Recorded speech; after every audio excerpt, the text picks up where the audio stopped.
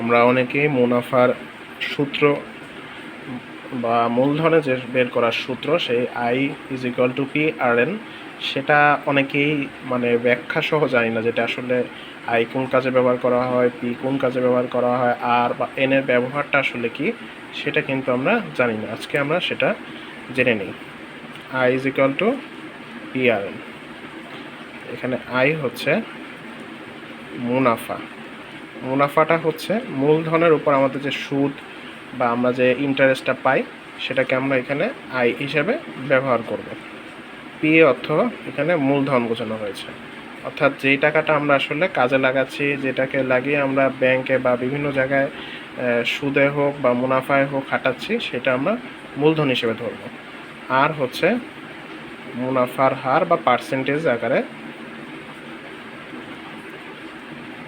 থাকতেও পারে নাও পারে। সেই ক্ষেত্রে